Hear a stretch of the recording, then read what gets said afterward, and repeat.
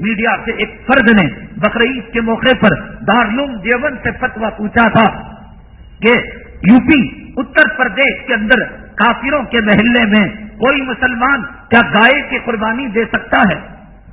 ظاہر سی بات ہے، اگر دارالعلوم دیوبند فتویٰ دے دیتا کہ بھئی تم گائے کی قربانی دو تو کہیں گے ان کو ہندوستان کے قانون کی لاج نہیں ہے، اور پھر اس پر مقدمات لگا دیے جاتے۔ علماء دارالعلوم دیوبند نے، دارالفتاء نے، مفتیان کرام نے کہا ہے کہ اغیار کے جذبات کے اور احساسات کا خیال رکھنا چاہیے۔ بس یہ جواب انہوں نے دیا، یہ نہیں کہا کہ گائے کی قربانی حرام ہے، گائے کا گوشت حرام ہے، گائے کے تم کاٹ نہیں سکتے، یہ نہیں کہا، بلکہ صرف یہ کہا اغیار کے یعنی غیر مسلم بھائیوں کے جذبات، احساسات اور ان کے مذہبی جو رجحانات ہیں ان کی رعایت کرنا چاہیے۔ اور یہ بات دارالعلوم کے مفتیان کرام نے اپنے باپ کے گھر سے نہیں کہی۔ قرآن میں اللہ نے فرمایا وَلَا تَسُبُّوا الَّذِينَ يَدْعُونَ مِن دُونِ اللَّهِ فَيَسُبُّوا اللَّهَ عَدْوًا بِغَيْرِ عِلْمٍ، کہ مسلمانوں تم رام کو گالی نہ دو، لکشمن کو گالی نہ دو، گیتا کو گالی نہ دو، گوتم بدھ کو گالی نہ دو، ان کی مورتیوں کو، گنیش کو گالی نہ دو۔ یہ قرآن کی تعلیم ہے۔ کیوں؟ ان کے جذبات کو ٹھیس پہنچے گی۔ جب قرآن کے اندر ان معبودان باطلات کو گالی دے کر ان کے پجاریوں کے جذبات کو ٹھیس پہنچانے سے منع کیا گیا ہے تو پھر کیا ضروری ہے اس محلے کے اندر گائے کاٹی جائے اور کھلے عام کافروں کے سامنے کاٹی جائے؟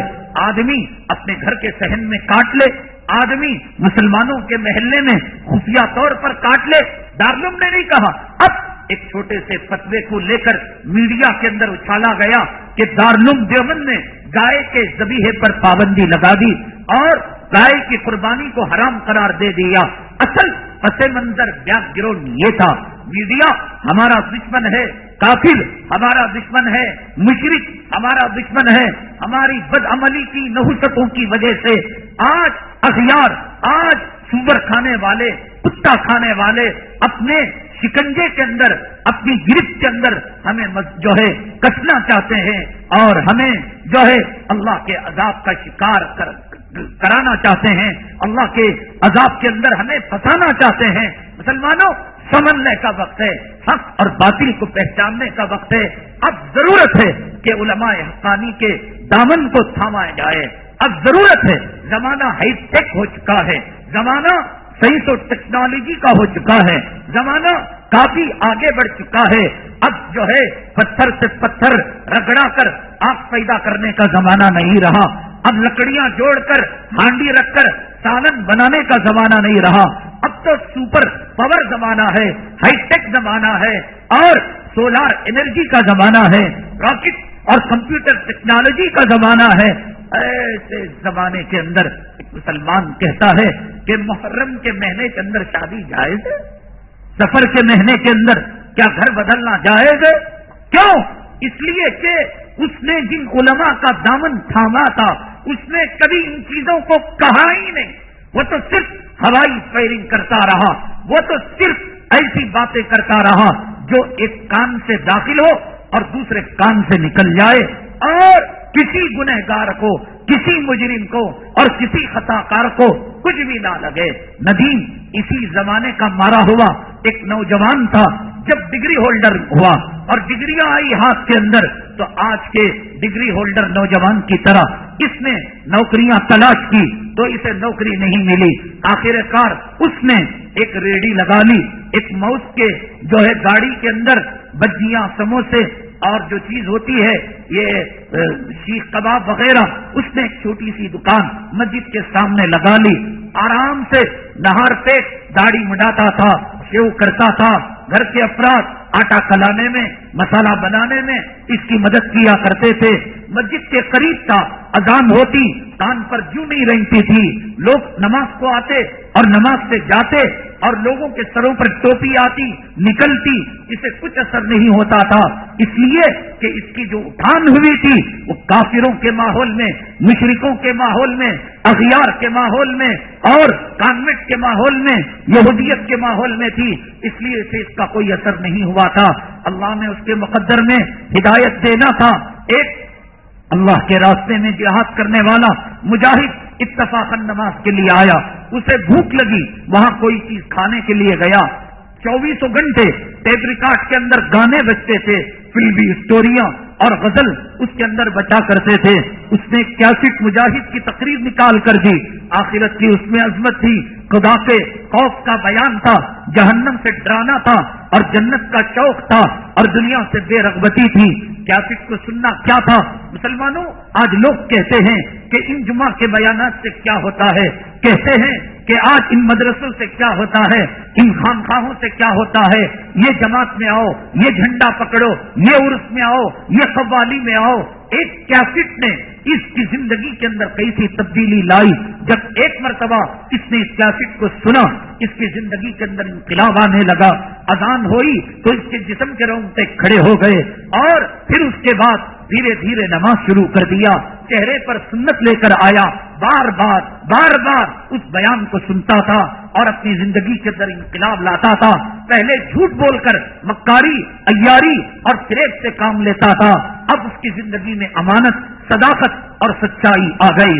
اور جب کوئی آدمی صحیح راستے پر چلتا ہے تو مولانا روم رحمت اللہ علیہ نے فرمایا، اس کی شروع کی منزل بڑی آسان ہوتی ہے، لیکن اس کے میدان میں جب درمیانی منزل پر مسلمان پہنچتا ہے تو وہ پڑاؤ آتا ہے کہ خون کے آنسو رونے پڑتے ہیں، امتحان آزمائی کے وہ مراحل آتے ہیں کہ اس کے پیر ڈگمگانے لگتے ہیں۔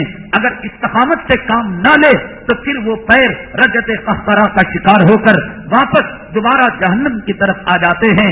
اس ندیم کے زندگی کے اندر وہ پڑاؤ آیا کہ اب وہ پولیس کی نگاہ میں کھٹکنے لگا۔ وہ جہادی بیانات سننے اور سنانے والا تھا، وہ بے نمازی سے نمازی بن چکا تھا، وہ داڑھی منڈے سے داڑھی رکھنے والا بن چکا تھا، وہ کافروں، مشرکوں اور دنیا کے کتوں کی محفل سے نکل کر دینداروں کی محفل کے اندر اب اس کا اٹھنا بیٹھنا ہو چکا تھا۔ اب امریکہ کے موسٹ وانٹڈ نوجوانوں کی فہرست کے اندر اس کا نام آ گیا۔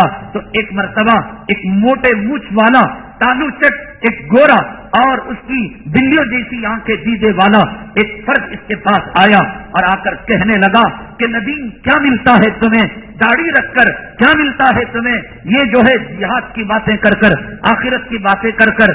ارے سب دین تو داڑھی میں نہیں رکھا ہے، سب دین تو جہاد میں اور بیانوں میں نہیں رکھا ہے۔ ارے ندیم اپنی نماز پڑھ لو اور دیکھو، اگر اس دنیا میں رہنا ہے، امریکہ کا کندھا ملا کر چلنا ہے، کافروں کا ساتھ دینا ہے، سیکولر ذہنیت بنانا ہے، جمہوری ذہنیت بنانا ہے، جمہوری ملا نہیں ہے کیا تمہیں؟ کھڑے ہو کر کھانا کو حلال بتانے والے خود زندگی میں تصویر پکڑتے رہے اور موت کے بعد آج بھی اخباروں میں ان کی تصویریں آتی رہی۔ میں کہتا ہوں کسی کی ولایت کو پہچان نہ ہو، میں ولی ہوں نہیں ہوں، آپ ولی ہیں نہیں ہیں، میری رات نہیں جان سکتے، آپ میری نماز کا اخلاص، آپ کی نماز کا خلوص، آپ کی کمائی حلال حرام نہیں جان سکتے۔ داڑھی تو دکھ رہی ہے، یہ داڑھی کٹی ہوئی ہے، اب نماز دیکھنے کی ضرورت نہیں، اب نماز کے اخلاص کو دیکھنے کی ضرورت نہیں، اب صدقہ دیکھنے کی ضرورت نہیں، اب مسجد کی تعمیر دیکھنے کی ضرورت نہیں۔ کٹی ہوئی داڑھی فاسق مولن چاند نکلنے کی اطلاع دے، اس کٹی ہوئی داڑھی کی شہادت معتبر نہیں۔ میاں بیوی لڑکے لڑکی کو حلال کیا جاتا ہے، یہ کمینہ وکیل نہیں بن سکتا، یہ گواہ نہیں بن سکتا، یہ شاہد نہیں بن سکتا، اسلامی عدالت کے اندر آ کر کسی کی گواہی نہیں دے سکتا۔ جس کو شریعت نے فاسق مولن کہا، ایک گناہ وہ کہ پیچھے ہوتا ہے، میں رات کو شراب پینے جاتا ہوں، میں رات کو ڈاکہ ڈالنے جاتا ہوں، مجھے معلوم، میرے خدا کو معلوم، لیکن داڑھی کٹا رہا ہوں، جوڑوں کو بے پردہ رکھ رہا ہوں، یہ تو نظر آ رہا ہے، رکھنے سے نیچے پاجامہ رکھ رہا ہوں، یہ تو نظر آ رہا ہے۔ ارے بھائی، آپ نے دنیا میں کہیں یہ سنا کہ قیامت کے دن اللہ یہ پوچھے گا کہ تمہاری تصویر کیوں اخبار میں نہیں آئی، تم جہنم میں جاؤ؟ یہ کہیں پوچھے گا اللہ؟ بخاری میں، ترمذی میں، ابو داؤد میں، دیوبند کے علماء، بریلی کے علماء، مشرق مغرب عرب عجم کہ قیامت میں یہ سوال ہوگا کہ تمہاری تصویر اخبار میں کیوں نہیں آئی؟ اس کا تو سوال نہیں ہوگا، لیکن ولو دل فرض اگر اخبار میں ہماری تصویر آئی اور اللہ کے یہاں وہ اکبر الکبائر ہے، اللہ کے یہاں کفر و شرک کے بعد اتنا سخت ترین گناہ ہے کہ حدیث میں آتا ہے کہ اللہ کہیں گے تم جنت المالا میں دفن ہو، مکے میں مرو، مدینے میں مرو، احرام کی حالت میں مرو، 40 سال تک منبر و محراب سے چمٹے رہو، لیکن جب تک تم تصویر میں جان نہیں ڈالو گے جنت میں قدم نہیں رکھ سکتے، میرے باپ کا قول نہیں۔ حدیث میں آقا نے فرمایا اگر وہ حدیث ان اخباروں میں، راشٹریہ سہارا میں، سالار میں، سیاست میں اس ملا کی جو تصویر آئی ہے، اگر یہ حدیث صحیح ہو جائے تو پھر کیا یہ ولی ہو سکتا ہے، جنتی ہو سکتا ہے؟ لائیے حدیث میں آتا ہے نوحہ کرنے والی عورت، نوحہ جو کرتے ہیں معلوم، میت مرنے کے بعد پرانے زمانے میں سینہ کوٹ کوٹ کر روتی تھیں عورتیں، اور جس موتا پر جو عورت جتنا روتی سمجھا یہ جاتا کہ اس آدمی کی عزت اتنی بڑی ہے۔ ارے فلاں آدمی پر موتا پر 20 آدمی روئے تو میں کرایہ دار عورتوں کو ٹوکن ایڈوانس دے دیتا ہوں کہ 40 عورتیں مجھ پر روئے۔ حدیث میں کہا گیا یہ عورتیں جو روئیں گی، جتنا روئیں گی، ان کا عذاب میت کو ہوگا۔ اگر کوئی کہے کہ صاحب 8 سالار میں، راشٹریہ سہارا میں، سیاست میں اگر فوٹو آتی ہے وہ ملا نے تو نہیں ڈالی، یہ ایڈیٹر ڈال رہا ہے، یہ اخبار والا مضمون والا ڈال رہا ہے، لیکن اگر یہ ملا اپنی زندگی کے اندر اس کو منع کیا ہوتا، ملا اگر یہ کہا ہوتا کہ یہ حرام ہے، ان کے باپ کی مجال نہیں تھی، ان کی عزت میں احترام کے اندر وہ تصویر نہ ڈالتے۔ تو جس طریقے سے دنیا میں اگر ایک قتل فلسطین کے اندر ہو، افغانستان میں ہو، بوسنیا کے اندر ہو، سربیا کے اندر ہو، گجرات کے اندر ہو، قابیل جس نے دنیا کے اندر پہلا قتل کیا، اس کے کوٹے میں دنیا میں جتنے قتل ہوں گے ایک ایک قتل کا عذاب لکھا جائے گا۔ اب یہ ملا کی جتنی تصویریں اخبار کے اندر داڑھی کٹی حالت کے اندر آئیں گی، ملا کی قبر کے اندر جوتے پڑتے رہیں گے۔ اس قوم کا مزاج کیا ہو چکا ہے، کس کی پوجا ہو رہی ہے، کسے ولی سمجھا جا رہا ہے اور کسے کیا مانا جا رہا ہے۔ آج سمجھانے والے کہتے ہیں سب دین تو اس میں نہیں رکھا ہے، داڑھی کو دیکھ کر پتہ نہیں لگتا، تصویروں کو دیکھ کر پتہ نہیں لگتا، یعنی قیامت میں اللہ یہ تو نہیں پوچھتا، نہیں مارے گا، ارے تم اتنے بڑے ملا تھے اور اتنے بڑے خطیب و امام تھے، بس یہ تو نہیں پوچھے گا۔ نہیں آئی تو سوال نہیں، آ گئی اور حرام ہے تو اللہ تو نہیں چھوڑیں گے۔ حدیث میں ہے کہیں گے کہ جان ڈالو، کہیں گے اس کے اندر روح ڈالو۔ اور جو لوگ کہتے ہیں میں مولوی صاحب سب کو لے کر چلنے والا، متولی کو بھی، صدر کو بھی، کمیٹیوں کو بھی، بریلویوں کو بھی، دیوبندیوں کو بھی، غیر مقلدوں کو بھی، داڑھی منڈوں کو بھی، میرے انتقال کے بعد کتنے لوگوں نے میرے حق میں دعا کی۔ جو ملا سب کو لے کر چل رہا تھا، کیا شیواجی نگر کی 4 مسجد والوں نے اس کے حق میں دعا کی؟ پیانیر روڈ کے بلال، جامعہ بلال والے رضا خانیوں نے دنیا میں فرقے کام نہیں آ رہے، ارے دنیا میں جن کو خوش کرنے کے چکر میں ہم نے کبھی بدعت کے خلاف آواز نہیں اٹھائی، ہم نے کبھی سنت کے علم کو بلند کرنے کی کوشش نہیں کی، مجھے بتاؤ کون تعزیتی جلسے کر رہا ہے؟ سب انہی کے چلتے ماننے والے فالوور سب کو لے کر چلے تھے تو سب تعزیتی جلسے کرتے، سب ان کی دعائیں مغفرت کرتے، سب ان کے حق میں دعا کرتے۔ ولی جو مرتا ہے تو زمین کام جاتی ہے، جگہ روتی ہے، آسمان آنسو کے قطرے بہاتا ہے۔ علی میاں جب انتقال ہوئے تھے ساری دنیا روئی تھی، اپنے بھی پرائے بھی، اللہ کے حرم کے اندر ان کو اٹھایا گیا تھا، لکھنؤ میں کعبے کے اندر نماز جنازہ غائبانہ پڑھائی گئی۔ یہ اللہ کا ولی تھا، منظور نعمانی کا جنازہ نکلا تھا، قاری طیب کا جنازہ نکلا تھا، حضرت شیخ الاسلام کا جنازہ نکلا تھا، حضرت شیخ الہند کا جنازہ نکلا تھا۔ ان کو گالیاں دینے والے، ان کو طرف چپل جوتے سیاسی اختلاف کے اندر پھینکنے والے ان کی آنکھوں سے آنسو نہیں تھم سکے. وما بکت علیہم السماء والارض وما کانوا منذرین. ولی وہ ہوتا ہے کہ جس کے حق میں سب تعزیت کرتے ہیں. مستانی ماں اس کے ماننے والے رو لیتے ہیں. یارب بابا دکنی کوٹے میں اس کے ماننے والے رو لیتے ہیں. پاشا صاحب اس کے ماننے والے رو لیتے ہیں. کمل پوش درگاہ اس کے اب ان کے ماننے والے انہوں جلسہ کر لیے تو انہوں ولی ہو جاتا کیا؟ ولی وہ کائنات سہم جائے. ولی وہ کائنات کا نظام تھم جائے. ولی وہ کہ جس کی موت کے بعد زبردستی کارنامے بیان نہ کیے جائیں, قدرتی طور پر زبان سے اس کے حق میں کرامتیں نکلنے لگے کہ بھئی کیسا اللہ کا ولی تھا جو سنتوں کا شیدائی تھا, زندگی میں داڑھی منڈائی نہیں, کبھی اپنی اسکول کے اندر غیر محرم ٹیچر کے چہرے کو نہیں دیکھا, کبھی حرام کی طرف منہ نہیں لگایا, کبھی کسی کے ساتھ اونچی بات نہیں کی, سنت پر عمل کیا. آقا کسی سے مسافہ کرتے تھے اس وقت تک نہیں چھوڑتے تھے جب تک کہ سامنے والا ہاتھ نہیں چھوڑ دیتا تھا. یہ ہے ولی. مزاج بدل چکا ہے. آج ڈاکٹر جو مرض کو نہ پہچان, اور اس فتنے میں, اس پریشر میں, اس دباؤں میں ہمارے علماء بھی آ چکے ہیں.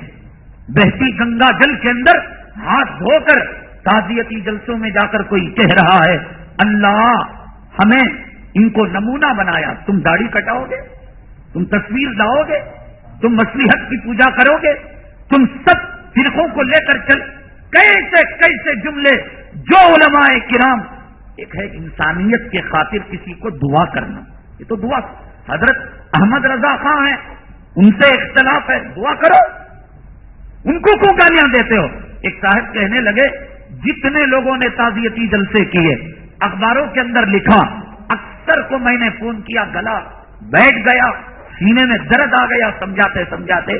تو ایک انہوں نے حدیث پیش کی کہ اذکرو محاسنا موتاکم, کہ تم اپنے موتا کے محاسن کو ذکر کرو, عیبوں کو بیان نہ کرو. یہ حدیث کہہ کر انہوں نے کہا کسی موتا کے عیب کو نہیں بیان کرنا چاہیے. میں نے کہا ایک دن ملا کا تعزیتی جلسہ ہو, ایک دن احمد رضا خان کا جلسہ ہو, ایک دن ابو العلا مودودی کا جلسہ ہو, ایک دن سر سید احمد خان کا جلسہ ہو, یہ بھی تو مسلمان ہے. ان کو تم نے ننگا کر دیا, ان کا پوسٹ مارٹم کر دیا, ان کو کہا اندر باہر کی چیزیں بیان کر دی کہ ان کی خبر میں کوفتے ڈالو, ان کی خبر میں شراب ڈالو, ان کی خبر کے اندر سے کتے اور سور کی چیخنے کی آواز. انسان نہیں تھے وہ, ان کے بیان کو, عیبوں کو بیان کرنا نہیں ہوا. سمجھ گئے؟ تو ان کے بھی محاسن بیان کرو, ایک جلسہ ان کے یاد میں بھی رکھو. ارے انسان تھے, اللہ سب کو جنت دے, انسانیت. لیکن اختلاف یہ تھا کہ نبی کی سنتوں کے یہ دشمن تھے, اس لیے علماء دیوبند نے ان کے خلاف کتابیں لکھی, علماء دیوبند نے مناظرے پیدا کیے, علماء دیوبند نے شدید ان سے لڑائیاں کی. تو جو ملا علماء دیوبند کے مزاج کے خلاف, اہل سنت والجماعت کے مزاج کے خلاف, کرناٹک کی سرزمین کے 30 پر 3 سال کو ایک سنت کے ماحول کا جنازہ نکالتا ہے, کھل کر اختلاف کرنا اور کھل کر بیان کرنا, اس کے عیب کو بیان کرنا نہیں, اس کے ذاتی عیوب کو بیان کرنا اور چیز ہے, اور مسلکی اعتبار سے اختلاف بیان کرنا اور چیز ہے. کبھی سنتوں کو زندہ کرنے والے اور بدعتوں کو ختم کرنے والے سینوں سے لگائیں, ویلکم کریں گے. اور ولایت کی سند دینا, شہادت کی سند دینا, جنت کی سند دینا, اور اس روح میں اور اس بہتے گنگا جل میں ہمارے مکتب فکر کے کئی علماء تعریف کر رہے ہیں. صاحب اللہ ان کو ہمارے لیے نمونہ بنایا تھا, اللہ نے بزرگی دی تھی, اللہ نے تقویٰ دیا تھا. انسانیت کے خاطر دعا کرو. یہ تو اللہ کے نبی صلی اللہ علیہ وسلم عبداللہ ابن ابی ابن سلول کا جنازہ پڑھانے چلے گئے تھے, انسانیت کے خاطر, نفاق کو پسند کرتے نہیں. لیکن اللہ نے فرمایا استغفر لهم او لا تستغفر لهم ان تستغفر لهم 70 مرہ, 70 مرتبہ بھی تم نماز جنازہ پڑھو گے قبول نہیں کریں گے. کیا مزاج بن چکا ہے مسلمانوں. آج کھانے میں فرق سمجھتے ہو، پہننے میں فرق سمجھتے ہو، سائڈ لینے میں، دکان بنانے میں، بہو منانے میں، تو عالم کے فرق کو نہیں سمجھ سکتے کہ کون علماء ربانی اور کون علماء شیطانی ہے. میں اپنے آپ کو نہیں کہتا، اللہ نے عقل دی، دسترخوان میں گھاس بھی رکھی ہو اور دسترخوان میں سویاں بھی ہو، تو ہم جو ہے سویاں چھوڑ کر گھاس نہیں کھا لیتے، نوڈلز چھوڑ کر گھاس نہیں کھا لیتے، اور جب کھائیں گے تو تب سمجھا جائے گا کہ ہم بے وقوف ہیں، بھی ہم نادان ہیں. یہاں تو ہوشیار ہو، تم لائن مارنے میں ہوشیار ہو، زمین لینے میں، پراپرٹی لینے میں، کاروبار، یہ دین کا معاملہ. دنیا کے ہزاروں کتے ہمیں اس دین سے غافل کرنے کی کوشش کریں گے. ندیم نوجوان لڑکا جب آ گیا وہ دینداری پر، اور تو اس کے لیے ہزاروں آزمائشیں اور امتحانات آنے لگے، تو ایک امریکی ایجنٹ اس کے پاس آیا اور آ کر کہنے لگا کہ اس سے کچھ نہیں ہوتا، سب دین تو داڑھی میں نہیں رکھا ہے، آج ترقی کرنا ہے، دنیا کے کندھے سے کندھا ملا کر چلنا ہے، سیکولر ذہنیت بنانا ہے، جمہوری ذہنیت بنانا ہے، سب کو خوش کرنا ہے، سب کو لے کر چلنا ہے. یہ ذہن جو کسی ملا کا تھا، وہ ذہن اس امریکی ایجنٹ کا تھا. اس نے ندیم کو منوا لیا. اب دھیرے دھیرے ندیم کی نمازیں قضا ہونے لگی، چہرے پر سے سنت غائب ہو گئی. اس کے بعد ایک موٹی رقم اسے اغیار کی طرف سے، امریکہ کی طرف سے آنے لگی، یہ پتہ دینے کے لیے، جاسوسی کرنے کے لیے کہ مسلمانوں کے اندر کون جذبہ جہاد بیدار کرنے والا ہے. تم نشاندہی کرو، تم مجاہدوں کے فتح دو، تم اعلاء کلمت اللہ کرنے والوں کے ایڈریسیں دو. اس کو ڈیوٹی دے دی گئی اور ایک ہائی ٹیک علاقے کے اندر ایک بنگلہ دے دیا گیا، چمچماتی کاریں دے دی گئی، ڈرائیور دے دیا گیا، خدام دے دیے گئے. کہاں پکوڑے بیچنے والا ندیم، آج کہاں اس کی ہائی ٹیک زندگی اور کہاں ماڈرن زندگی. اور جب یہ زندگی دیکھی تو بڑے بڑے رشتے آنے لگے. ایک بڑی ہائی ٹیک گھرانے کا، رائل فیملی کا، ایک ماڈرن کتیا کا، حسین دوشیزہ کا اسے ایک رشتہ آیا. ماں باپ نے رشتے کو پسند کر لیا اور پھر اس کے بعد جو ہے اس کی منگنی ہو گئی. اب اس کے بعد یہ SMS آنے لگے، مس کال آنے لگے، ملاقاتیں ہونے لگی پارکوں کے اندر اور تفریح کے اڈوں کے اندر. یہ کاروبار اور بہت آگے بڑھتا گیا، آگے بڑھتا گیا. اب یہ کھا کر پی کر عیاشی کر کر جسم کا کولیسٹرول بڑھ چکا تھا اور جسم کے اندر موٹاپا آ چکا تھا. ڈاکٹروں نے صلاح دی کہ اب یہ صبح کے اندر واکنگ کرے، چاہے مسجد کو آئے نہ آئے، چاہے وہ دین کی طرف قدم بڑھائے نہ بڑھائے، لیکن پارکوں میں زانیوں اور رنڈیوں کے درمیان، کتوں کے درمیان ضرور دوڑ لگائے. ایک دن دوڑ لگا رہا تھا، درختوں میں سے ایک مچھر نکلا اور وہ مچھر نے اس کو کاٹ لیا. کاٹنا ہی تھا کہ اچانک تیز بخار آیا اور اس کو ہاسپٹل کے اندر ایڈمٹ کر دیا گیا. اور اس کے بعد جو ہے ڈاکٹروں نے اسے بتا دیا کہ بھئی اب یہ مرض جان لیوا ہے. مریض کے ندیم کی آنکھوں سے لگاتار آنسو کے قطرے آنے لگے.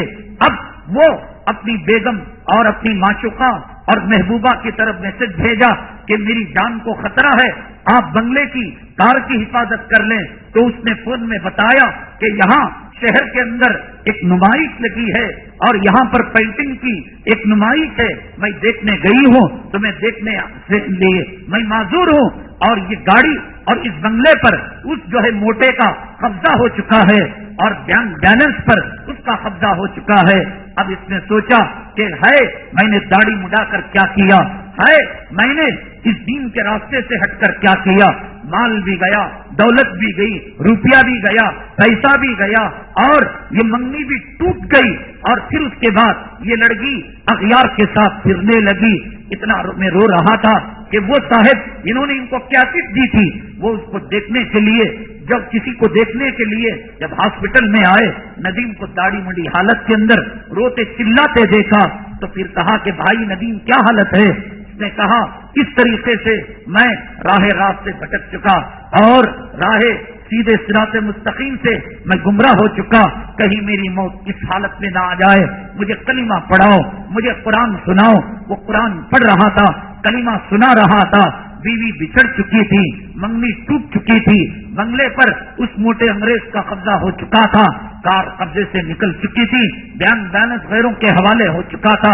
پھر اس مجاہد بھائی نے اس ندیم کو بتایا کہ جس امریکہ کی حمایت میں اور طرفداری میں تم نے نبی کے دامن کو چھوڑا, نبی سے رشتہ توڑا, اور جس معشوقہ کے آنکھ کے آنسو شیطانی میزائل بن کر تمہارے سینے پر گرے اور تمہارا ایمان کمزور ہوا, ندیم اللہ کے لیے بتاؤ, آج اللہ کی طاقت کے سامنے, آج اللہ کی قدرت ایک مچھر کے سامنے سپر پاور امریکہ کی کیا طاقت ہے؟ ایک مچھر نے تمہیں ذلیل کر دیا, ایک مچھر نے تمہیں سپر پاور امریکہ کی طاقت سے دور کر دیا. آج امریکہ 100 مرتبہ جنم لے کر اس مچھر کے ڈسے ہوئے زہر کو نہیں نکال سکتا. اور جس مچھر نے تمہیں پیدا کیا ہے, جس مچھر کو جس خالق نے پیدا کیا وہی تمہارا بھی خالق ہے. یہ کہہ کر آنکھوں سے آنسو کے قطرے نکلتے رہے اور بہتے رہے. کلمہ زبان سے گر جاری ہوا اور ندیم رونے کی حالت میں کلمہ پڑھ کر اس دنیا سے رخصت ہو گیا. بتلائیے, مچھر کی طاقت بڑی تھی اور امریکہ کی طاقت بڑی تھی. امریکہ نے کیا کر لیا؟ ایک مچھر کا مقابلہ نہیں کیا اور ایک مچھر کی کاٹ کا مقابلہ نہیں کیا. اور اللہ وہ ہے جس نے قوم لوط کی بستی کو الٹ دیا. اللہ وہ ہے وَثَمُودَ الَّذِينَ جَابُوا الصَّخْرَ بِالْوَادِ, قوم سمود کو تباہ کیا. اللہ وہ ہے جس نے قوم شعیب کی بستی کو تباہ اور تاراج کیا. اور اللہ تعالیٰ وہ ہے جس نے قوم نوح کو طوفان کے نظر کر دیا. اور اللہ تبارک تعالیٰ وہ ہے جس نے ابو جہل کو اس کے انجام تک پہنچایا. اور اللہ تعالیٰ وہ ہے جس نے قیصر و کسریٰ کو تباہ برباد کیا. اللہ تعالیٰ وہ ہے جس نے روم کو شکست دی. کیا اللہ یہ مچھر سے کمزور امریکہ کو نہیں ہرا سکتا؟ کیا اللہ تبارک تعالیٰ ان کتے اور سور کھانے والوں کو شکست نہیں دے سکتا؟ آج مسلمان کیسی احساس کمتری کی زندگی گزار رہا ہے. آج مسلمان کیسی کمزوری کی زندگی گزار رہا ہے. آج مسلمان کو خناس نے حملہ کر دیا. مسلمانوں کے دلوں میں آج خناس گھس چکا ہے. آپ نے خناس کی ہسٹری سنی ہوگی, جانی ہوگی.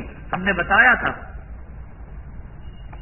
حضرت آدم کو جب دل کے سکون کے لیے, تسلی کے لیے حضرت حوا کو دیا گیا تو یہ خبیث جانتا تھا کہ اللہ نے مجھے ملعون جو کیا, مردود جو کیا, یہ آدم علیہ السلام کی طرف, میں ان کو نہیں چھوڑوں گا, میں ان کو گمراہ کروں گا. تو چنانچہ شیطان نے اپنے چھوٹے سے پلے جس کا نام تھا خناس, الذی یوسوس فی صدور الناس من الجنۃ والناس, اور اسی میں خناس کا لفظ, تو یہ جو خناس ہے وسوسے پیدا کرنے والا اور گناہوں کی طرف دعوت دینے والا اور دنیا کی طرف دعوت دینے والا, یہ آیا کیسے؟ آیا چھوٹے بچے کی شکل میں, 4 ٹکڑے کیے, 4 پہاڑوں پر جما دیا, 4 ٹکڑے کر کر جلایا, راکھ کو ملا کر بنا دیا, 4 ٹکڑے کر کر جلا کر پانی میں بہایا, پانی سے راکھ نکالا, پھر ملایا اور پھر اس کو جو ہے زندہ کر دیا. اب پھر حضرت آدم علیہ السلام تشریف لائے اور پوچھا کہ یہ کہاں سے آ رہا ہے؟ تو کہا کہ شیطان آیا اور بہتے پانی سے کہا کہ اللہ کے حکم سے تو مجھے راکھ دے دے. اس نے دے دیا تو پھر اس نے اس کو جوڑ دیا. اب آدم علیہ السلام نے اس کے 4 ٹکڑے کیے, 2 ٹکڑے خود کھا لیے اور 2 ٹکڑے حضرت حوا علیہ السلام کو کھلا دیے. اب شیطان آیا اور دیکھا کہ خناس نہیں ہے, پلا نہیں ہے, بچہ نہیں ہے. حضرت حوا سے پوچھا, حضرت حوا نے کہا کہ آدم آئے اور 4 ٹکڑے کیے, 2 ٹکڑے خود کھا لیے اور 2 ٹکڑے مجھے دے دیے. اب شیطان نے ایک جو ہے اپنی مسکراہٹ کو فضاؤں کے اندر بکھیرا اور خوشی کا مظاہرہ کیا. ہاں, میں یہی چاہتا تھا کہ کسی طریقے سے تمہارے دل تک پہنچ جاؤں. اب قیامت تک تمہارے دل سے مجھے کوئی نہیں ہٹا سکتا.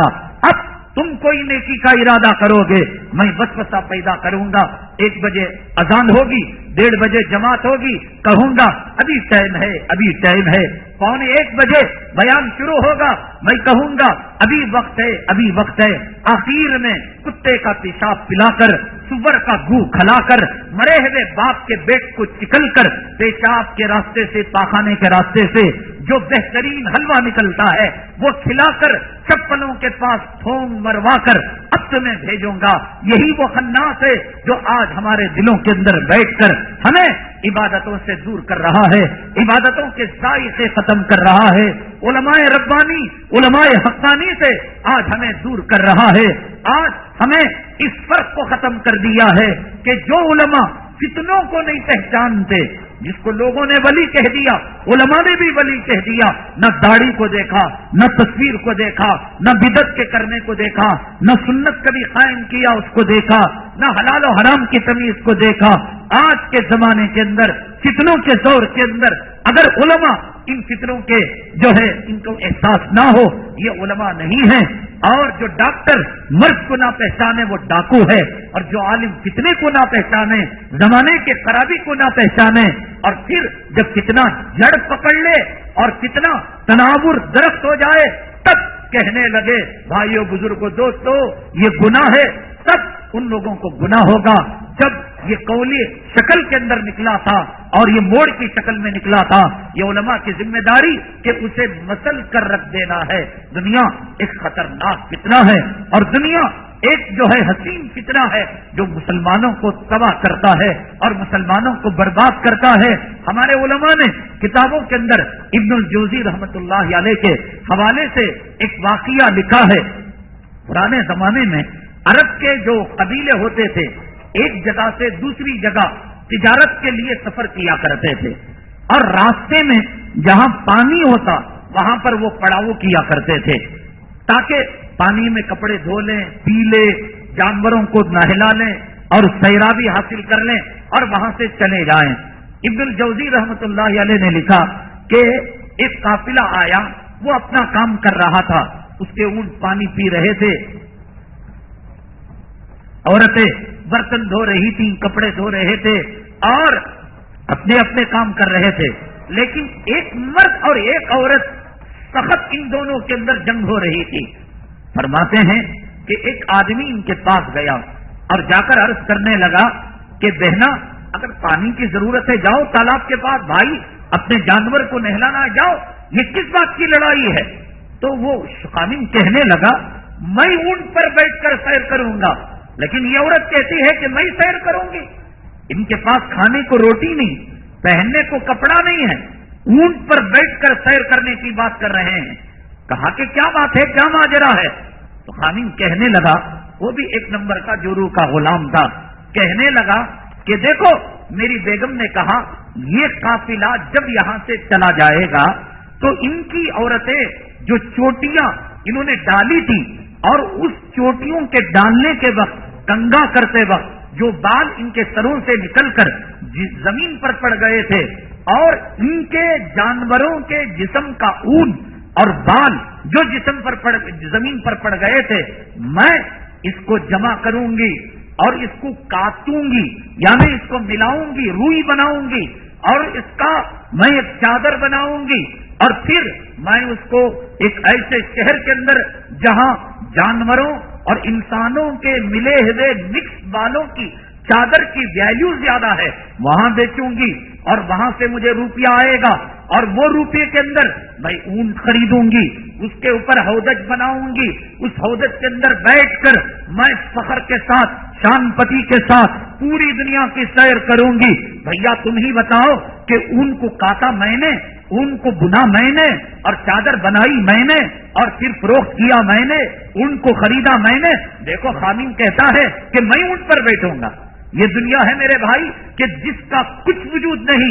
ये जो तुम देख रहे हो बड़ी बड़ी इमारतें, बड़े बड़े बंगले, बड़ी बड़ी कारें, ये मियां बीवी की जो लड़ाई है ख्वाबो ख्याल की, जब आप मैदान महशर में उठेंगे और जब ये पीठ लगेगी कब्र को और जब ये कफन जिस्म को लगेगा और जब मिन्हा खलकनाकुम के ढेले का मार हमारी पीठ पर, हमारी कमर पर लगेगा, तब पता लगेगा कि ये दुनिया एक ख्वाब थी, ये वो लड़ाई थी जिसको मियां बीवी लड़ रहे थे।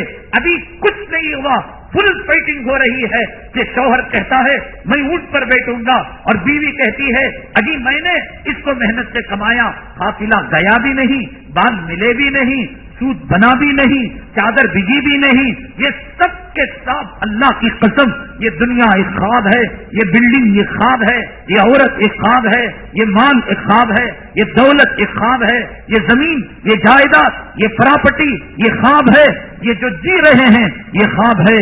اور آنکھ کھلے گی خبر میں تو آنکھ جب ملیں گے پتہ لگے گا کل من علیہا فان ویبقى وجہ ربک ذو الجلال والاکرام۔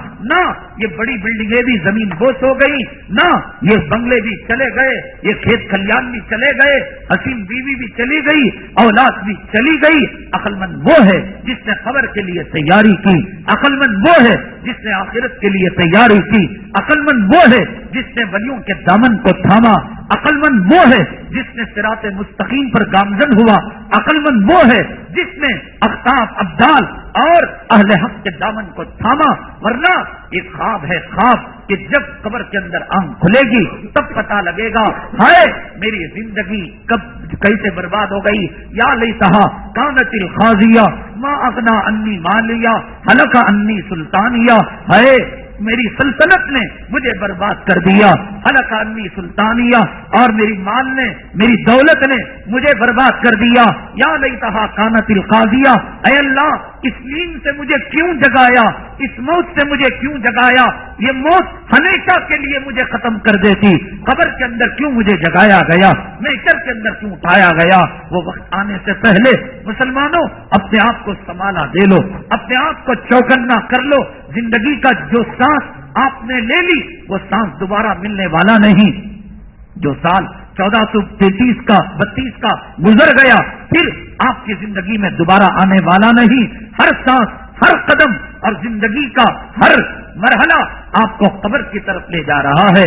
اس لیے دنیا کو دو طلاق، مال کو، دولت کو، جماعت پرستی کو، مکتبہ فکر پرستی کو، شخصیت پرستی کو دام و تھامن اللہ کا واعتصموا بحبل اللہ جمیعا، اللہ کی رسی کو، نبی کی رسی کو، قرآن اور حدیث کی رسی کو مضبوطی سے تھامو، یہ کچھ کام آنے والا نہیں ہے۔ مومن کے لیے، مسلمان کے لیے اللہ نے کتنی عظیم الشان نعمتیں رکھی ہیں کہ بھائی تم پھل بھی کھاؤ اور بیج سے بھی فائدہ اٹھاؤ۔ یہ جو محرم الحرام کا مہینہ ہے یہ عظمت والا مہینہ، ہر مہینے کے ساتھ ایک لفظ لگا ہے، رمضان المبارک، مبارک مہینہ، شوال المکرم، اکرام والا مہینہ، سفر المظفر، کامیابی والا مہینہ، محرم الحرام، یہ وہ حرام نہیں جو حلال و حرام کا ہے، یہ عربی کا حرام ہے جس کے معنی ہیں حرمت والے کے، عزت والے کے۔ اللہ نے ہمیں حرمت والا، عزت والا، برکت والا مہینہ دیا۔ زمانے جاہلیت کے اندر کافر اور مشرک بھی اس مہینے میں آ کر جنگ کو ختم کر دیتے تھے۔ اس میں عاشورہ ہے، اس میں آدم کی توبہ قبول ہوئی، اس میں اللہ تعالیٰ نے حضرت نوح کو سلامتی دی، اللہ نے حضرت یونس کو مچھلی کے پیٹ سے نکالا، اللہ نے نبی کریم صلی اللہ علیہ وسلم کا وجود اس دنیا میں عاشورے کے اندر جو ہے معرض وجود میں آپ کو لایا۔ اللہ تبارک تعالیٰ نے حضرت ابراہیم کو خلیل بنایا، حضرت ابراہیم کو نمرود کی آگ سے چھٹکارا دیا، حضرت ادریس کو اٹھایا گیا اسی ماہ کے اندر، حضرت موسیٰ اور حضرت ہارون کو نجات دی اسی ماہ کے اندر۔ ہر چیز اتفاقی نہیں ہے، اللہ کی حکمتیں ہیں۔ ایسا قیمتی عاشورے کا دن اللہ تبارک تعالیٰ ہمیں بروز منگل دے رہا ہے۔ اب جو منگل آ رہا ہے اس کے اندر کرنے کے کام یہ ہے کہ آپ پیر منگل یا منگل چارشمے کا روزہ رکھیں، سحری 5 بجے تک اللہ نے رات کو بڑا کر دیا، دن کو چھوٹا کر دیا۔ بدبخت ہوگا یہ چھوٹے ٹھنڈی کے دنوں کا روزہ نہ رکھے۔ حدیث میں آقا نے فرمایا کہ جو یہ روزہ رکھے گا عاشورے کا، اللہ 1 سال کے اس کے گناہوں کو معاف فرما دے گا۔ 5 بجے تک آپ سحری کریں، پیر یا منگل چارشمہ۔ اور دوسرا بہترین عمل، آج مرتے ہیں نا دنیا دنیا دنیا دنیا، مال و دولت، میں آپ کو چیلنج کے ساتھ کہتا ہوں، حدیث کے اندر آتا ہے عاشورے کے دن بہترین کپڑا، عاشورے کے دن جتنا عمدہ کھانا کھاؤ گے، کھلاؤ گے، خیر خیرات کرو گے، اللہ تعالیٰ سارا سال ویسا ہی خوشحال رکھے گا۔ حضرت سفیان ثوری رحمت اللہ علیہ فرماتے ہیں کہ زندگی میں جب پہلی مرتبہ میں نے اس حدیث کو سنا اور عاشورے میں نے اپنی وسعت جتنی ہو سکتی تھی، جتنی طاقت، اور میں بھی اللہ کی قسم کھا کر کہتا ہوں کہ نہ بقرعید کے اندر، نہ عید الفطر کے اندر، نہ کسی خوشی غم کے موقع پر کپڑے پہننے کا اہتمام نہیں، کھانے پینے کا اہتمام نہیں، لیکن جب سے ہم نے یہ حدیث سنی، دارالعلوم دیوبند کے اساتذہ عاشورے کے دن گلیوں کوچوں کے اندر پھر کر ایک ایک طالب علم کو ایسے شکار کرتے ہیں گویا بڑا جانور چھوٹے جانور کو شکار کرتا ہے، یعنی ہر کوئی چاہتا ہے میرے گھر مہمان رسول آ جائے، میں سخاوت کا مظاہرہ کروں، سال بھر اللہ کی رحمتیں، اللہ کی نعمتیں میرے دسترخوان کے اندر آئیں۔ کیا آپ چاہتے ہیں آپ کا دسترخوان وسیع ہو؟ کیا آپ چاہتے ہیں ایک سال تک آپ خوشحال رہیں؟ کیا آپ چاہتے ہیں قرض کی نوبت نہ آئے؟ کیا آپ چاہتے ہیں بہترین زندگی گزاریں؟ قیمتی کپڑا جو عید الفطر میں، لیکن ہمارا ایمان کہاں ہے صاحب؟ عاشورے کے دن ظہر میں اثر میں آتے ہیں، وہ پرانے کپڑے آئرن لگا کر پہننے کا حدیث پر اعتبار نہیں۔ یہ LIC والا بولتا ہے اور کوئی فائنانس والا 1 لاکھ لگاؤ، 10 سال کے بعد 15 لاکھ تمہاری ماں باپ کو دیں گے، ایک قطار کھڑی ہوئی ہوگی۔ انشورنس، فکسڈ ڈپازٹ، اللہ کے نبی صلی اللہ علیہ وسلم نے فرمایا کہ تم جتنا اچھا کرو گے، ایک کھانا نہیں 10 قسم کے کھانے، عمدہ سے عمدہ کپڑے آپ نے ظہر میں ایک پہنا، شام میں ایک پہنا، 10 غریبوں کو کھانا کھلایا، رشتہ داروں کو، ماں کو توشہ بھیجا، باپ کو توشہ بھیجا، اڑوس پڑوس کو بھیجا، بلکہ جو اغیار ہیں ان کے ساتھ بھی حسن سلوک کرنا ہے، ان کو آپ نے توشے بھیجے۔ جتنا صدقہ کرو گے، خیرات کرو گے، عمدہ کپڑا پہنو گے۔ حضرت ابراہیم ابن ادھم رحمت اللہ علیہ بھی فرماتے ہیں، اور غنیت الطالبین میں حضرت شیخ عبد القادر جیلانی رحمت اللہ علیہ میں لکھا ہے کہ 20 بزرگ حضرت ابراہیم بن ادھم، سفیان ثوری، ایسے 20 بزرگوں کا تجربہ ہے کہ سال بھر اللہ تعالیٰ نے عاشورے کے دن جیسا کیا اس سے بہتر اللہ نے ان کو دیا ہے۔ اب سوال یہ ہے روزہ بھی رکھیں اور کھائیں بھی کیسا؟ تو ہمارا جو عاشورے کا دن شروع ہوتا ہے وہ پیر کے دن مغرب کے بعد سے شروع ہو جاتا ہے۔ عربی سال میں رات پہلے آتی ہے اور دن بعد میں آتا ہے، تو پیر کی مغرب سے عاشورہ شروع ہو جاتا ہے۔ تو آپ پیر کا روزہ رکھیں گے تو پیر کے دن پکا لیجیے، افطاری میں خوب اچھا کھائیے اور اچھا پہننا شروع کر دیجیے، اور سحری جو آپ کو منگل کی ملتی ہے اس میں خوب کھائیے۔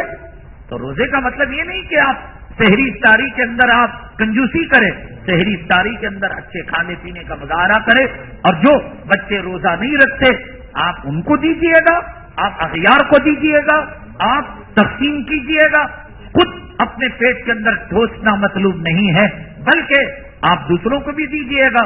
بہرحال اس حدیث پر عمل کیجیے۔ یہ عاشورے کے دن جو کام منگل کے دن یعنی پیر کی مغرب کے بعد تقوا لینا ہے، پیر کے دن، اور کھانا ہے مغرب کے بعد، مغرب کے بعد افطاری میں پیر کا روزہ رکھتے ہیں تو اگر نہیں رکھتے ہیں شام کا کھانا اور پھر منگل کی سحری آپ خوب اچھی طریقے سے کھائیے، عمدہ سے عمدہ، قیمتی سے قیمتی۔ بیٹی کی شادی میں جو کپڑا نہیں پہنا تھا، بیٹی کو سہاگ کے موقع پر جو جوڑا نہیں سلایا تھا، حدیث پر اعتبار کیجیے، حدیث پر بھروسہ کیجیے، حدیث پر کانفیڈنس کیجیے، حدیث کو آزمائیے گا نہیں، حدیث کو جو آزمائے گا ایمان سے ہاتھ دھو بیٹھے گا۔ دیکھیں گے حضرت بولے نہ کر کو دیکھیں گے نہ، حدیث ہے ہو کر رہے گا، گاڑی صحیح ہے اسٹارٹ لے کر رہے گی، ہم نے سوئچ ڈالا، ہم نہیں دیکھتے کہ پنکھا چل رہا ہے نہیں چل رہا ہے، حدیث ہے، حدیث کوئی مذاق نہیں ہے۔ اب اس پر عمل کریں۔ اور دوسری چیز جو پرچہ بٹ رہا ہے کئی سالوں سے، اس میں ایک مخصوص طریقہ ہے نماز کا اور جو ہے ایک وظیفہ پڑھنے کا۔ وہ سارے لوگ کہتے ہیں کون سی قرآن میں ہے، یہ حدیث میں کہا ہے، بہت سارے چیز مجرب اکابر کے مجربات ہوتے ہیں، ہمارے بزرگوں کے تجربات ہوتے ہیں، اور جو بزرگوں کے تجربات ہوتے ہیں وہ ڈائریکٹ قرآن کی آیت کا ترجمہ یا حدیث کے اندر کوئی روایت آنا ضروری نہیں ہے۔ جیسے کہ ہمارے بزرگوں نے لکھا ہے ٹوٹے ہوئے کنگے سے کنگھا کرنے سے فقیری آتی ہے. اب یہ کون سی آیت کا ترجمہ ہے صاحب؟ کون سی حدیث کا ترجمہ ہے؟ بزرگوں کا تجربہ ہے. کپڑے سے گھر نہیں جھاڑنا چاہیے. گھر جو جھاڑیں گے جھاڑو سے، کپڑے سے جھٹکیں گے فقیری آئے گی. اب یہ کون سے حدیث کا ترجمہ ہے؟ چراغ کو جو بجھانا ہے ہاتھ کی ہوا سے بجھانا، منہ کے پھونک سے نہیں بجھانا، کہتے ہیں کہ فقیری آتی ہے. اب یہ کون سی حدیث کا ترجمہ ہے؟ سمجھ گئے؟ ٹوٹے گلاس کے اندر پانی نہیں پینا، جس کے جو ہے کور وغیرہ ٹوٹے ہوئے ہوں. یہ کون سی حدیث کے اندر آیا؟ بزرگوں کے تجربے ہیں. فلاں بزرگ کا یہ ایسے ہی یہ بھی بزرگوں کا تجربہ ہے کہ انہوں نے اس نماز کو پڑھا، اس وظیفے کو پڑھا، اور اللہ تعالیٰ کی طرف سے ان کو خوشخبری دی گئی بطور الہام کے کہ 1 سال تک اللہ تبارک تعالیٰ کی آپ حفاظت میں چلے گئے. اللہ تعالیٰ سے آپ نے بیمہ کرا لیا، اللہ تعالیٰ نے آپ نے انشورنس کرا لیا. بہرحال یہ محرم الحرام کا مہینہ اور عاشورے کا مہینہ اور کربلا کا مہینہ، اور یہ وہ مہینہ جو اللہ تعالیٰ نے پیغمبروں کے ساتھ بے شمار نعمتیں اللہ نے اس مہینے کے اندر وابستہ فرمائی ہے. یہ خیر خیرات کا مہینہ ہے. مسجد کا تعمیراتی کام جیسے کہ آپ دیکھیں گے گزشتہ جمعہ بوربیل کے کھدائی کے لیے دعائیں کی درخواست، الحمدللہ آپ کی دعا سے گہرا پانی، میٹھا پانی اللہ نے وافر مقدار میں دے دیا. تعمیراتی کام شروع ہو چکے ہیں اور ایک بہت بڑے مقصد کو پانا ہے. یہ خیر خیرات کا مہینہ، اور جتنا اللہ کے راستے میں دیں گے سال بھر اللہ آپ کو نوازے گا. کثیر مقدار کے اندر آپ دیجیے، اللہ سال بھر آپ کو دے گا. اور سال کی ابتدا اللہ کے دینے سے کریں گے تو اللہ کو قرض دیں گے تو اللہ فرماتے ہیں من ذا الذی یقرض اللہ قرضا حسنا فیضاعف له اضعافا کثیرا. ایک دو گے وہ ہزاروں لاکھوں کروڑوں گنا اللہ اس قرض کو لوٹا کر دے دے گا. کوئی صاحب خالی ہاتھ نہ جائیں، اپنے اور اپنے والدین مرحومین کے ایصال ثواب کے لیے خوب سے خوب ترین چندہ عنایت فرماتے ہوئے جائیں. اللہ دنیا میں جو بھی کرتا ہے اللہ کی ایک حکمت ہوتی ہے، اللہ کی تعالیٰ کی طرف سے ایک مصلحت ہوتی ہے. ایک کسان تھا، کسان ایک گاؤں کے اندر اس نے 3 جانور پال رکھے تھے. ایک مرغا پال رکھا تھا، ایک کتا پال رکھا تھا اور ایک گدھا پال رکھا تھا. مرغ اس کو صبح میں نماز کے لیے جگاتا تھا، کتا کھیت کی اور گھر کی رکھوالی کرتا تھا، اور گدھا بار برداری کے کام آتا تھا. اس کے اوپر بوجھ لاد کر جاتے یا اس پر بیٹھ کر جاتے، سواری کا کام کرتے تھے. ایک لومڑی آئی اور آنے کے بعد مرغے کا شکار اس نے کر لی. اس نے کہا اللہ کی مرضی. پھر اس کے بعد ایک بھیڑیا آیا، گدھے کا پیٹ پھاڑا اور اس کے جو ہے مار کر چلا گیا. صبح میں دیکھا تو گدھا مرا ہوا. اس نے کہا وہ بندہ نیک تھا اور بیوی جھگڑالو تھی، بیگم صبر کرو اللہ کی مرضی. گدھا بھی چلا گیا، مرغا بھی چلا گیا. تیسرے دن دیکھا کہ جب نماز کے لیے اٹھا تو کتا کوئی زہریلی چیز کھا کر مر گیا. گھر کے تینوں جانور چلے گئے اور اس کی زبان سے سوائے اللہ کی تعریف کے اور کوئی بات نہیں نکلتی تھی. کہا اللہ کی مرضی، اللہ کی مرضی. آخر ان 3 جانوروں کے مرنے میں اللہ نے اس کی جان کیسے بچائی، ایک نئے عنوان کے ساتھ انشاءاللہ اگلی جمعہ حاضر خدمت ہوں گے. اللہ تبارک تعالیٰ سے دعا ہے اللہ تبارک تعالیٰ ہمیں اہل حق کا دامن تھامنے کی توفیق نصیب فرمائے. اللہ تبارک تعالیٰ حق و باطل کی تمیز ہمیں کرنے کی توفیق نصیب فرمائے. اللہ عاشورے کا احترام اور عاشورے کی فضیلتوں سے اللہ ہمیں مالا مال فرمائے. آمین. باقی الحمدللہ رب العالمین.